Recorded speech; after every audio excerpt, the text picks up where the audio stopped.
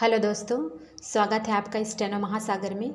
यह डिक्टेशन 80 शब्द प्रति मिनट की गति से है और 10 मिनट का है। इसका अभ्यास आप कम से कम 5 बार करें और अंत में मीनिंग ज़रूर करें। तो चलिए डिक्टेशन स्टार्ट होगी 5 सेकेंड बाद।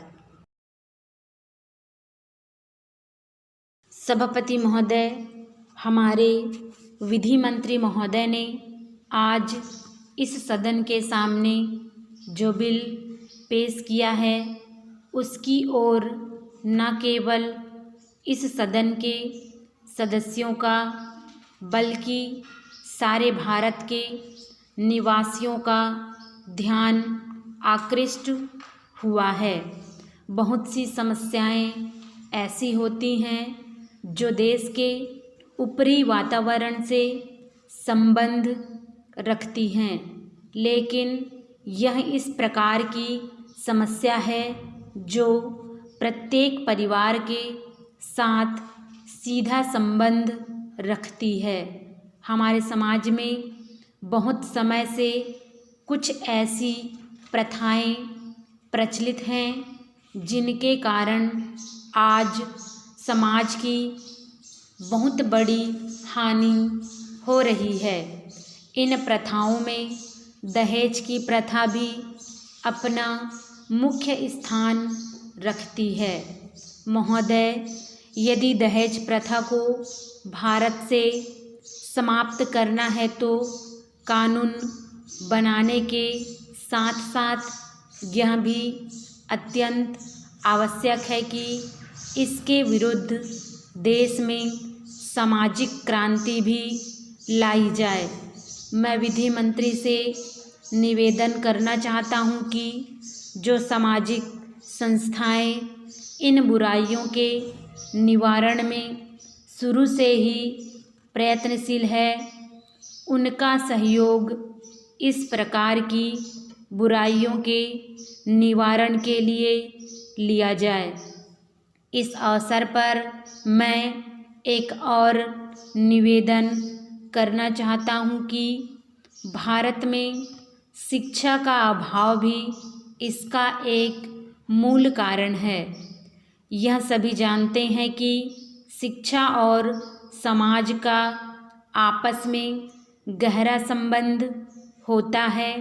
जिस स्तर की शिक्षा समाज में दी जाएगी, समाज का स्तर भी उसी प्रकार से बनेगा। अच्छी शिक्षा से स्वस्थ समाज का निर्माण होता है। अतः केंद्रीय शिक्षा विभाग को भी इस महत्वपूर्ण विषय पर विचार करके इस प्रकार की शिक्षा प्रणाली का निर्माण करना चाहिए जिससे दहेज जैसी सामाजिक बुराइयां जड़ से समाप्त हो सकें। यदि प्रारंभ में ही बच्चों को दहेज प्रथा जैसी बुराई के विषय में जानकारी प्राप्त हो जाएगी तो वे स्वयं इसका विरोध करेंगे। यह एक ऐसी बुराई है जो समाज पर कलंक है। इसे दूर करने के लिए सभी स्तरों के समाज सेवकों को मिलकर प्रयत्न करना चाहिए। आज समाज में पुरुषों और महिलाओं को बराबर अधिकार प्राप्त है। कई स्तरों पर तो महिलाओं ने पुरुषों को भी पीछे छोड़ दिया है।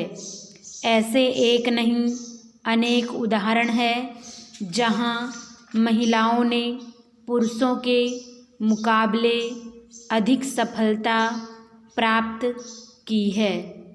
अनेक महिलाओं ने अपनी योग्यता के बल पर देश का गौरव बढ़ाया है। अंत में मैं विधि मंत्री महोदय और सदन में उपस्थित सब माननीय सदस्यों का आभार व्यक्त करता हूं कि उन्होंने मेरी बातों को ध्यानपूर्वक सुना है। अध्यक्ष महोदय, हमारे माननीय वित्त मंत्री जी द्वारा पेश किए गए वित्त विधेयक का मैं पूर्णतः समर्थन करता हूँ। वास्तव में माननीय वित्त मंत्री जी ने आज इस वर्ष के लिए जो बजट पेश किया है वह बहुत ही प्रशंसनीय है।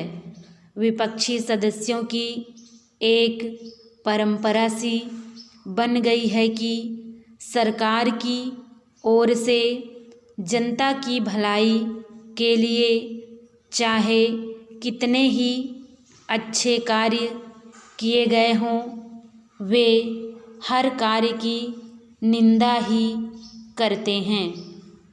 हमारे देश के साथ संसार के जितने अन्य देश आज़ाद हुए थे उनके साथ यदि तुलना की जाए तो हमारे राष्ट्र ने ही सबसे अधिक प्रगति की है। हमारा राष्ट्र उन सभी राष्ट्रों से आगे है। हमारे देश पर अनेक संकट आए, लेकिन उसके बावजूद भी हम लगातार आगे ही बढ़ते जा रहे हैं। हमारे देश से पहले स्वतंत्र हुए राष्ट्र हमारी प्रगति की प्रशंसा करते हैं तथा हमारा अनुकरण कर रहे हैं। माननीय प्रधानमंत्री जी ने गाँव के विकास के लिए अनेक घोषणाएं की हैं।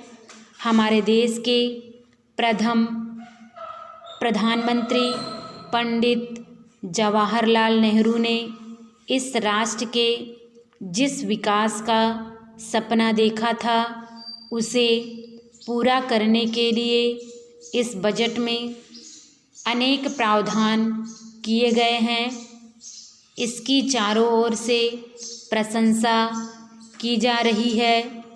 हमारे देहात अभी भी काफ़ी पिछड़े हुए हैं और उनके विकास की ओर हमें अधिक ध्यान देना चाहिए।